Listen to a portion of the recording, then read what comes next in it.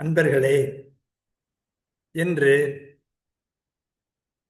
துறவியாக வேண்டுமென்று ஆசைப்பட்ட வளனார், கண்ணிமையை கடம் பூண்ட கன்னிமரியாள் ஆகிய இருவரும் திருமணம் செய்ய வேண்டியிருக்கிறது.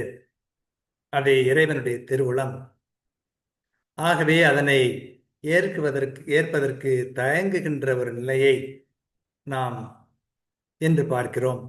வேர்வா முனிவர் அத்தகைய ஒன்றை நமக்கு இன்று நற்சிந்தனையாக தருகின்றார். அது என்ன என்று சொல்லும் பொழுது,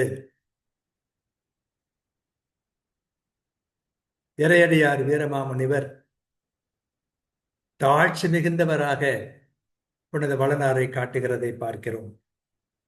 பாருலகு அழித்து காக்க பரமனை உயிர்க்கும் தாயே, பேருலகு ஓப்ப கண்ணி பயிர்களில் பெறுவாள் ஆகில், ஈருலகு இறைஞ்சு மண்ணாள் என் மன துணைவியாமோ, நீருலகு உரள் நெஞ்சிற்கு இந்நினைவு அகன்று அகன்மேன் அன்றே என்று பாடுவதை பார்க்கிறோம்.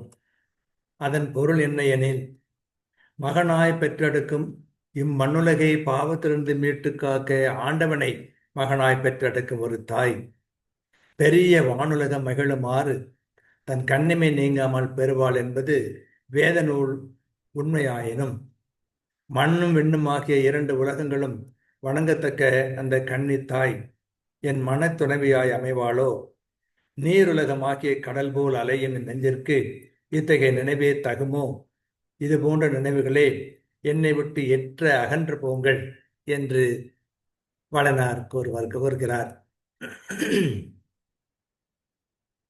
சுருக்கமாக சொல்வதென்றால், உலகின் மீட்பெறாம் ஆண்டவனை பெற்றெடுப்பவள் கன்னித்தாய் என்று மறைநூல் சொல்லுகிறது. விண்ணும் மண்ணும் வணங்கத்தக்க கன்னித்தாய் என் வாழ்க்கை துணைவியாவாளோ, இந்நினைவே தகுமோ, இத்தகைய நினைவுகள் என்னை விட்டு அகன்று போங்கள் என்று சூசை பதறினான். பாருலகு அழித்து காக்க பரமனை உயிர்க்கும் தாயே, பேருலகு உவப்ப கண்ணி பயிர்களில் பெருவனாகி, ஈருலகு இறைஞ்சும் அந்நாள் என் மனத்துணவியாமோ, நீருலகுருள் நெஞ்சிற்கு இந்நினைவுகள் அகன்று அகன்மின் நன்றே என்று கூறுவதை பார்க்கிறோம். அதன் பொருள் என்ன என்பதை நாம் சிந்தித்து பார்த்தோம் என்று சொன்னால், கன்னிமரியாள் என்றும் கன்னியாக விளங்குபவள், இறைமகனை பெற்றெடுப்பவள் என்று மறைநூல் கூறுகிறது. அத்தகைய ஒரு பெண்மணி பாவியாக எனக்கு மனைவியாக முடியுமோ, அதை நான் ஏற்பது தகுமோ, அப்படி நினைக்கவே கூடுமோ என்றெல்லாம் தவித்து போகிறார் புனித வளனார்.